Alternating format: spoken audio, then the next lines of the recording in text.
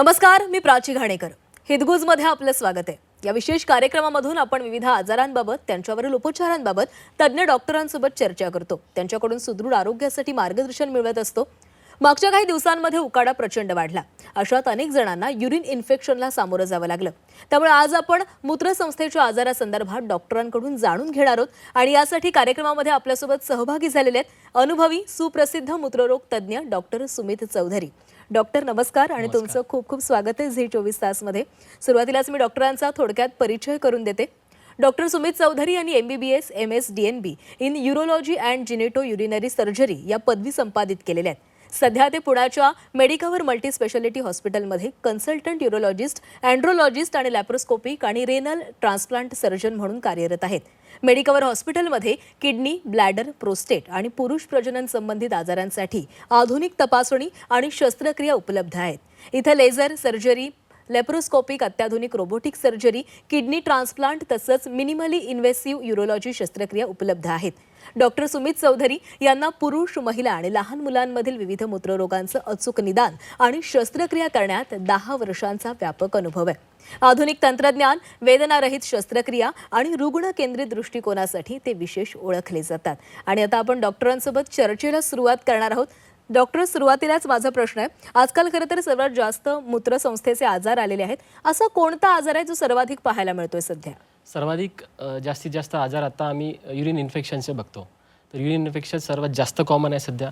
दुसरं असतं kidney stones, त्याच्यानंतर असतं ब्लॅडरचे आजार आणि त्याच्यानंतर प्रोस्टेटचे आजार असतात. तसेच आता सगळ्यात शेवटी आपण जे म्हणतो ते कॅन्सरचे आजार पण आता बढावलेले आहेत. तसेच अजून काही जे आजार आहेत जे ॲनाटॉमिकल आणि जेनेटिक जे ॲबनॉर्मॅलिटी म्हणतो असे पण आजार असतात, पण ते सगळ्यात कमी असतात. ओके डॉक्टर, आता या सगळ्याबद्दल बोलताना यामध्ये एक महत्त्वाचं नाव आलं ते म्हणजे किडनी स्टोनचं. आपण अनेकांना ऐकतो की मला किडनी स्टोन झाला, पण हा किडनी स्टोन म्हणजे नेमकं काय, तो कसा होतो आणि तो का वाढतो नेमका? नक्कीच. तर किडनी स्टोन म्हणजे किडनीमध्ये होणारे स्टोन म्हणजे छोटे छोटे खडे. ॲक्च्युली हे जे स्टोन असतात ते कॅल्शियमचे डिपॉझिट असतात किडनीमध्ये. हळूहळू त्याच्यावर एकावर एक आवरण वाढून ते स्टोन तयार होतात. तर हे जे स्टोन असतात ते कधी सिम्प्टोमॅटिक असतात, कधी असिम्प्टोमॅटिक, म्हणजेच लक्षणं असलेले आणि लक्षणं नसलेले. तर लक्षणं नसलेले स्टोन जनरली वाढतात आणि जे असलेले जे स्टोन असतात त्याच्यामध्ये असतं पोटदुखी आणि पाठीपासून पोटापर्यंत, ओटीपोटापर्यंत दुखत येतं. त्याच्यामध्ये लघवीला जळजळ होते, त्याच्यानंतर लघवीला अडखळा निर्माण होतो आणि लघवीला रक्तस्राव पण होऊ शकतो. अशी त्याची लक्षणं आहेत. म्हणजे डॉक्टर, याच्यावर अनेक उपचार पद्धती सध्या आल्या असतील आणि सध्या आपण पाहतोय की आपल्या आरोग्य क्षेत्रामध्ये अनेक आधुनिक पद्धती आलेल्या आहेत. म्हणजे नक्कीच किडनी स्टोनसाठी देखील आधुनिक पद्धती वापरल्या जाणार आहेत. मग या पद्धती नेमक्या कोणत्या आहेत? आधुनिक पद्धती म्हणजे आता आधी कसं कट देऊन सर्जरी व्हायच्या, आता तसं नाही राहिलंय. आता आपण शरीरावर कुठल्याही प्रकारचा कट देत नाही, लेझरद्वारे सर्जरी करतो आणि छोटे एंडोस्कोप असतात. 4-5 mm चे जे स्कोप असतात ते मूत्रमार्गातून किडनीपर्यंत जातात आणि त्यांनी आपण स्टोन फोडतो. त्याच्यामध्ये सर्वात पहिलं जे आहे सिस्टोलिथोडिप्सी म्हणजे ब्लॅडरमध्ये असलेले स्टोन फोडणे. दुसरं असतं युरेट्रोलिथोडिप्सी म्हणजे युरेटरमध्ये असलेले स्टोन आपण लेझरनी फोडतो आणि ते काढून घेतो. त्याच्यानंतर एक आता ॲडव्हान्स आलेला आहे, त्याला म्हणतात RIRS म्हणजे रेट्रोग्रेड इंट्रारिनल सर्जरी. तर किडनीपर्यंत असणारे स्टोन पण आपण अचूकरित्या पाहून फोडू शकतो. अजून एक शेवटचं एक आहे, त्याला पर्क्युटेनस नेफ्रोलिथोटॉमी म्हणतात, म्हणजे PCNL म्हणतात. जर मोठे स्टोन असेल तर एक छोटीशी कट देऊन आपण पाठीमागून किडनी स्टोन काढू शकतो. अशा प्रकारच्या सर्जरी आहेत. म्हणजे याच्यामध्ये अनेक पद्धती आहेत ज्या पद्धतीने आपण हे उपचार करू शकतो. डॉक्टर, आता आपण या संदर्भात बोलताना किंवा मूत्रसंस्थेच्या आजारांसंदर्भात बोलताना आपण महिला आणि पुरुष या दोघांचं सेग्रिगेशन करून याबद्दल चर्चा करूयात. महिलांना युरिन इन्फेक्शन खूप जास्त होतं. बरं, आता ते महिलांनाच का जास्त होतं आणि हे इन्फेक्शन होतं म्हणजे नेमकं काय होतं? अगदी चांगला क्वेश्चन आहे. महिलांमध्ये आणि पुरुषांमध्ये दोन्हीमध्ये अॅनाटॉमिकल चेंजेस असतात. तर महिलांमध्ये जी लघवीची युरेथ्रा ज्याला म्हणतो ती 4 सेंटीमीटरची असते आणि पुरुषांमध्ये 25 सेंटीमीटरची असते. म्हणजे 4 सेंटीमीटरची जी युरेथ्रा असते त्याच्यापासून आता जी जेनेटल एरिया आहे त्याच्यामध्ये जे मलद्वाराचा मार्ग असतो तो जवळ असतो. त्याच्यामुळं जे मलद्वाराचे जे विषाणू असतात, जे काही बॅक्टेरिया असतात ते ट्रान्सलोकेट होऊन युरिनरी ट्रॅक्टमध्ये लवकर जाण्याचे चान्सेस असतात. त्याच्यामुळे महिलांना हा आजार होतो, युरिन इन्फेक्शन होतं. दुसरं म्हणजे कॉमन वॉशरूम वापरल्यामुळे होतो. तसेच कधी कधी काय असतं की वारंवार काही महिलांना रिकरंट युरिनरी ट्रॅक्ट इन्फेक्शन असतात. महिलांना सहसा पिरियडमध्ये पण पोटदुखी असते, त्याच्यानुसार पण युरिन इन्फेक्शन होण्याचे चान्सेस असतात. तसेच ब्लड प्रेशर आणि डायबिटीज जर अनकंट्रोल असेल तर हा जास्तीत जास्त इन्फेक्शन होण्याचे चान्सेस असतात. मग जर महिलांना म्हणजे अनेक महिला अशा ज्यांना वारंवार युरिन इन्फेक्शन होत असतं, मग अशा महिलांनी काय काळजी घ्यायला पाहिजे की हे इन्फेक्शन आपण रोखलं पाहिजे किंवा आपण काळजी घेतली पाहिजे काय करेक्ट. जनरली त्या जी जेनेटो युरिनरी जी सिस्टीम आहे म्हणजे जेनेटल एरिया जो असतो तो ड्राय ठेवायला पाहिजे सगळ्यात पहिलं. त्याच्यामध्ये ह्युमिडिटी नसायला पाहिजे. दुसरं म्हणजे जेव्हा कधी वॉशरूम यूज करतो आपण तेव्हा व्यवस्थित ठिकाणी किंवा हायजेनिक वॉशरूम यूज करायला पाहिजे. तसेच जर काही महिलांना ब्लड प्रेशर आणि शुगरचा त्रास असेल तर तो कंट्रोल ठेवायला पाहिजे. पाणी भरपूर पिणे खूप आवश्यक आहे याच्यामध्ये. त्यांनी बरेचसे आजार टाळण्यासारखे आहेत. आता हे महिलांबद्दल आपण चर्चा करत होतो, पण आता आपण पुरुषांसंदर्भात चर्चा करणार आहोत. म्हणजे पुरुषांमध्ये प्रोस्टेट आजाराचं प्रमाण जास्त जाणवतं. आता हा प्रोस्टेट आजार नेमका काय आणि त्याची लक्षणं नेमकी काय जाणवतात? पुरुषांमध्ये जे प्रोस्टेट असतं ते ब्लॅडरच्या खाली असतं. ती ग्रंथी 30 ml ची असते जवळपास. तर प्रोस्टेट जेव्हा वाढते साधारणतः 50 वर्षाच्या वरच्या पुरुषांमध्ये प्रोस्टेट ग्रंथी वाढते आणि त्याच्यामुळं लघवीचे त्रास होतात. पहिलं आहे प्रोस्टेट बिनाइन प्रोस्टेटिक एनलार्जमेंट म्हणजे जे नॉन कॅन्सरस एनलार्जमेंट आहे. दुसरं असतं कॅन्सर, प्रोस्टेटचा कॅन्सर. आणि तिसरं असतं प्रोस्टेटायटिस म्हणजेच प्रोस्टेटचं इन्फेक्शन. हे 3 प्रकार पुरुषांमध्ये जास्त असतात. त्याची सिम्पटम्स काय तर लघवीला वारंवार जावं लागणे, लघवी रात्री वारंवार येणे, तसेच लघवीची स्पीड कमी असणे, लघवी अडकल्यासारखी होणे किंवा थांबत थांबत लघवी आणि कधी कधी लघवी अडकू पण शकते. हे सिम्पटम्स आहेत प्रोस्टेटच्या आजारांचे. ओके, म्हणजे तुम्ही लक्षणं काय ती सांगितलेली आहेत. आता त्याच्यावर आपण उपचार काय करता येऊ शकतात याबद्दल बोलणार आहोत. कारण TURP म्हणजेच प्रोस्टेट सर्जरी आहे. आता ही प्रोस्टेट सर्जरी केली जाते म्हणजे नेमकं काय केलं जातं, कशी पद्धत आहे याची सगळी? प्रोस्टेट सर्जरी म्हणजे आपण जे स्कोप असतो म्हणजे त्याला आपण दुर्बीण ज्याला म्हणतो ती कट न घेता पेशंटच्या शरीरामध्ये जाते आणि जी प्रोस्टेटची ग्रंथी असते ती आपण कट करून काढतो. तर आतमध्ये जी काही वाढलेली ग्रंथी आपण ते काढतो आणि त्याच्यानंतर जो प्रोस्टेटचा जो मार्ग आहे, लघवीचा मार्ग आहे, तो क्लिअर केला जातो. आणि याच्यानंतर आम्ही एक युरिनचं कॅथेटर होतो ज्याला फोलिस कॅथेटर म्हणतात. ते 3 दिवसासाठी कमीत कमी असतं. तर अशा प्रकारे ही सर्जरी कट न घेता, शरीरावर कुठेही कट न घेता प्रोस्टेटची ग्रंथी काढल्या जाते. कम्प्लिटली एंडोस्कोपिक सर्जरी आहे. डॉक्टर, आता खरं तर जेव्हा आपण मूत्रसंस्थेबद्दल बोलतो तेव्हा ब्लॅडर हे खूप जास्त महत्वाचं असतं आणि ब्लॅडरच्या आजारात आजकाल ते आजार वाढत चाललेले आहेत. मग हे आजार वाढतात तेव्हा नेमकी कोणती लक्षणं दिसतात? म्हणजे तुम्ही प्रेक्षकांना काय सांगाल की बाबा ही लक्षणं दिसली की तुम्ही लवकरात लवकर तज्ञांना दाखवा, नेमकी ती कोणती लक्षणं आहेत? ब्लॅडरच्या आजारांमध्ये एक असतं ओव्हर ॲक्टिव्ह ब्लॅडर आणि एक असतं under active bladder. Over active ब्लॅडरमध्ये वारंवार लघवी येणे, त्यानंतर लघवी कंट्रोल न होणे, कधी कधी अनियंत्रित लघवी होऊन जाणे, रात्रीला लघवीला जायला लागणे. आणि अंडर ॲक्टिव्ह ब्लॅडर म्हणजे लघवी आलेली कधी समजतच नाही पेशंटला, कधी कधी लघवी अडकू पण शकते. जर असं कधी झाल्यास लगेच तुरंत म्हणजे लवकरात लवकर आपल्या युरोलॉजिस्टला दाखवायला पाहिजे. डॉक्टर, या सगळ्या आजारांमध्ये सर्वात मोठा धोका असतो तो म्हणजे किडनी खराब होण्याचा किंवा आपण म्हणतो किडनी फेल झाली आणि अशा वेळेस आपण त्यांना सुचवतो की किडनी ट्रान्सप्लांट करा. मग ही किडनी ट्रान्सप्लांट केव्हा सांगितली जाते करायला आणि जेव्हा ती करायची असते तेव्हा ती नेमकी कशी केली जाते, काय करावं लागतं, ती सगळी प्रोसेस कशी आहे? बरं, जेव्हा आपण किडनी ट्रान्सप्लांट करण्याचा सल्ला देतो तेव्हा एका पेशंटच्या दोन्ही किडन्या जेव्हा खराब होऊन जातात त्याला क्रोनिक किडनी डिसीज म्हणतात आणि स्टेज 4 मध्ये ते असतं, तेव्हा आपण त्यांना सांगतो की तुम्ही किडनी ट्रान्सप्लांट करून घ्या. म्हणजे त्याला आपण एक्स्ट्रा किडनी लावतो जी की त्याच्या ब्लड रिलेटेड त्याच्या नातेवाईकाची असते. तर ती किडनी आपण नातेवाईक जो आहे डोनर ज्याला म्हणतो आपण आणि रिसिपेंट असतो, डोनरची किडनी काढून आपण रिसिपेंटला लावतो. ती शस्त्रक्रिया लॅप्रोस्कोपिकली केल्या जाते डोनरची आणि रिसिपेंटसाठी आपण एक छोटा कट घेऊन त्याच्यामध्ये किडनी ठेवतो. त्याच्यामध्ये 3 प्रकारचे रक्तवाहिन्या आपण जोडतो. एक आर्टरी असते, एक व्हेन आणि एक युरेटर. हे 3 प्रकारचे अनास्टोमोसिस करावे लागतात. अत्यंत गुंतागुंतीची ही शस्त्रक्रिया आहे आणि या शस्त्रक्रियेला साधारणतः 8 ते 10 तास लागतात. डॉक्टर, या सगळ्या संदर्भात बोलताना तुम्ही सुरुवातीपासूनच सांगताय की आपल्याला कुठली लक्षणं जाणवल्यावर आपण काळजी घेतली पाहिजे. किडनी निकामी होण्यापर्यंतचं खरं तर हा रुग्ण तिथपर्यंत कसा काय पोहोचतो? म्हणजे दुर्लक्ष करण्याचं ह्याला कारण असू शकतं का? किंवा आपल्याला जे काही लक्षणं दिसतात आपण दुर्लक्ष करतो, आपण लक्ष देत नाही आणि त्यानंतर त्याचा परिणाम म्हणजे आपली किडनी निकामी होते का? इथपर्यंत रुग्ण पोहोचण्याचं काय कारण असू शकतं? बरेचदा आम्ही बघतो की पेशंटला सवय असते की पाणी कमी पिणे सगळ्यात महत्त्वाचं कारण आहे, पाणी कमी पिणे. दुसरं म्हणजे मीठ ज्या आजार आपल्या डाएटमध्ये जास्त असेल त्याच्यामुळे कॅल्शियमचे स्टोन तयार होतात आणि डिपॉझिट तयार होतात. त्याच्यानंतर बॅलन्स डाएट नसणे म्हणजे कार्बोहायड्रेट, प्रोटीन आणि फॅट, व्हिटॅमिन्स आणि मिनरल्स हा बॅलन्स डाएट असायला पाहिजे. तसंच आता लाईफस्टाईल चेंज झालेली आहे, बरेचशी बैठी जीवनशैली आलेली आहे, त्याच्यामुळं किडनी स्टोनचं प्रमाण वाढलेलं आहे. तसेच काही अनुवांशिक कारणे असतात ज्याच्यामध्ये घरी कोणाला किडनी स्टोन आहे किंवा किडनीचा आजार आहे तर त्या पेशंटला किडनीचा आजार होतो. तसेच हवामानाचा बदल म्हणजे उष्णकटिबंध, डोंगराळ भाग याच्यामध्ये किडनी स्टोन जास्त होतात. तसंच वाढलेलं ब्लड प्रेशर आणि वाढलेला मधुमेह याच्यामुळे किडनी स्टोन किंवा किडनी फेल्युअरचे कारण असू शकतं. ओके डॉक्टर, आपण किडनी ट्रान्सप्लांट बद्दल बोलत होतो, पण याच्यामध्ये ओपन, लेप्रोस्कोपिक किंवा रोबोटिक सर्जरी नेमकं काय योग्य मानलं जाऊ शकतं? रोबोटिक सर्जरी अर्थातच आता ॲडव्हान्स टेक्नॉलॉजी आहे.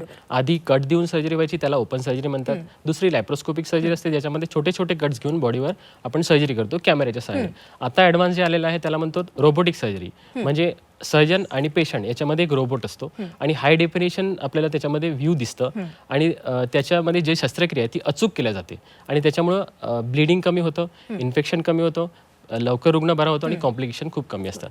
डॉक्टर, रोबोटिक सर्जरीबद्दल खरं तर अनेकांना भीती देखील वाटते की आपण कसा विश्वास ठेवायचा या सर्जरीजवर. त्यावेळेस तुम्ही खरं तर रुग्णांना कशा पद्धतीने समजवता? कारण रोबोटिक सर्जरीवर विश्वास ठेवणं काहींना खरं तर कठीण जातं बऱ्याचदा. बऱ्याचच्या लोकांना हेच माहिती नसतं की रोबोटिक सर्जरी म्हणजे सर्जरी नेमकं करतं कोण. बरोबर. रोबोटिक सर्जरीमध्ये सर्जरी सर्जन करतो, ज्याच्यामध्ये फक्त रोबोटचे आर्म वापरले जातात. म्हणजे जसे सर्जनचे 2 हात असतात तसे आम्ही रोबोटचे 4 हात वापरतो.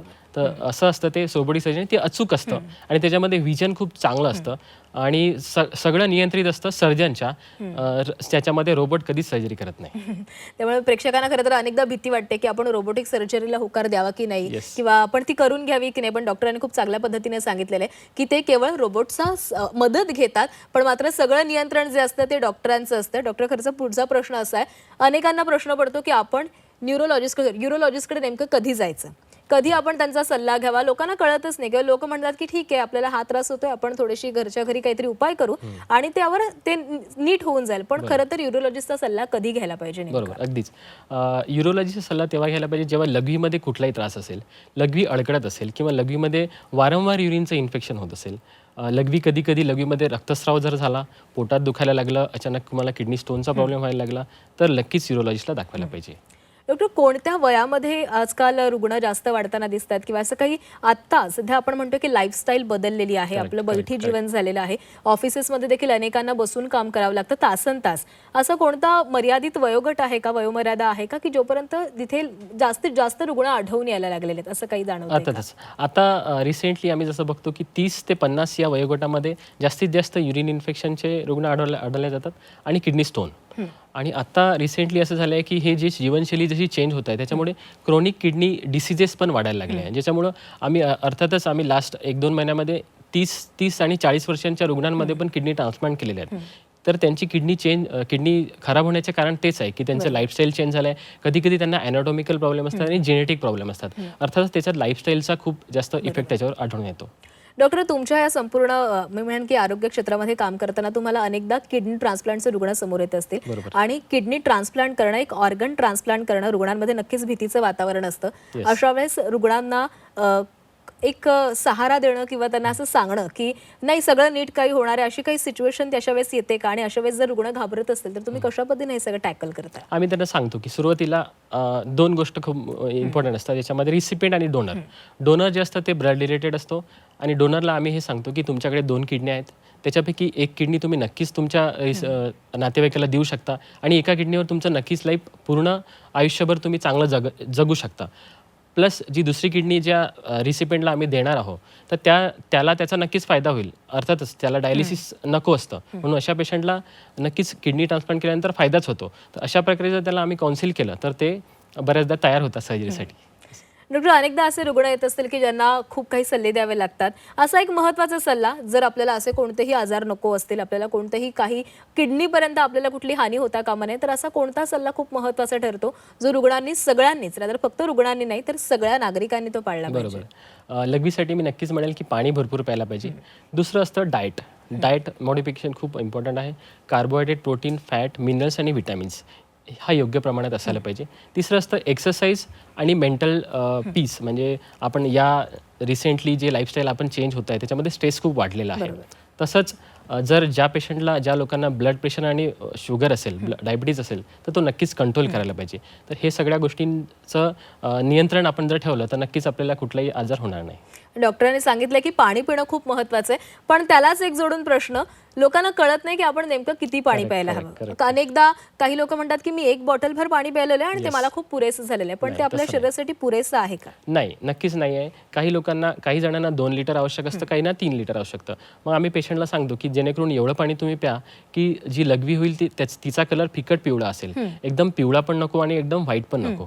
तर अशा वेळी आम्ही पेशंटला सांगतो की 10 ते 15 ग्लास तुम्ही पाणी पिऊ शकता किंवा 2 ते 3 लिटर पाणी आवश्यक आहे.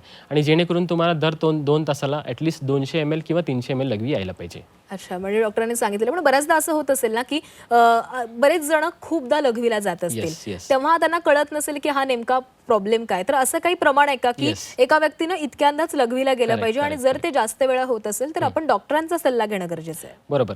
आता काही रुग्ण माझ्याकडे येतात की एका तासामध्ये 3, 4, 5 वेळा लघवीला जावं लागतं, दर 5 मिनिटांना लघवीला जावं लागतं. तो नक्कीच आजार आहे, ते नॉर्मल नाही. एक तर त्यांना ब्लड प्रेशर असू शकतं, ब्लड शुगर असू शकतं. तर शुगर वाढल्यामुळे लघवी जास्त येते. दुसरं असतं जर पेशंटला जर काही लोकांना काही पेशंटला असं असतं की 2-2, 3-3 तासापर्यंत लघवीच होत नाही. अशा वेळी प्रोस्टेट वाढलेली असू शकते आणि लघवी अडकलेली असू शकते, किंवा मग काही पेशंटची किडनीज खराब झाली असू शकते, त्याच्यामुळे त्याला लघवी येत नसेल. तर हे जर असेल तर पेशंटनी नक्कीच युरोलॉजिस्ट दाखवायला पाहिजे. डॉक्टर, मगाशी ज्यावेळेस आपण युरिन इन्फेक्शन बद्दल बोलत होतो, महिलांनी काय काळजी घेतली पाहिजे इन्फेक्शन पासून वाचण्यासाठी सांगितलं, पण पुरुषांच्या जेव्हा आपण प्रोस्टेट आजाराबद्दल बोलतो तेव्हा पुरुषांनी नेमकी काय काळजी घेतली पाहिजे की त्यांना हा आजार होता कामा नये म्हणून? प्रोस्टेटचा आजार असा आजार म्हणता येणार नाही, कारण की प्रोस्टेटच्या ग्रंथीची वाढ ही नेमकी 50 वर्षानंतर होते. तर 50 वर्षानंतर जे प्रोस्टेटच्या ग्रंथीची वाढ अति जास्त होत असेल तर त्याला नक्कीच आपण ट्रीटमेंट स्टार्ट करू शकतो. आता काळजी घेण्याची एकच गोष्ट आहे की आपल्याला पाणी व्यवस्थित प्यायला पाहिजे आणि डाएट व्यवस्थित घ्यायला पाहिजे. आणि जर ब्लड प्रेशर किंवा शुगर जर वाढला असेल तर त्याच्यामुळे नक्कीच प्रोस्टेटच्या ग्रंथीची वाढ जास्त होईल. आणि जर मेडिसिन आपण याला योग्य वेळी जर पकडून स्टार्ट केले, योग्य वेळी युरोलॉजिस्टला दाखवून आणि टेस्ट करून जर स्टार्ट केलं, किंवा PSH नावाची जी टेस्ट आहे ती योग्य वेळी जर केली तर आपण नक्कीच प्रोस्टेटचं वाढ आणि त्याचं कॅन्सरपासून नक्कीच त्याचा इलाज करू शकतो. म्हणजे या सगळ्यावर एक महत्त्वाचा उपचार म्हणजे पाणी खूप पिण्याची गरज आहे. तुम्ही पाणी प्यायलात तर तुम्ही या सगळ्या आजारांपासून वाचू शकणार आहात.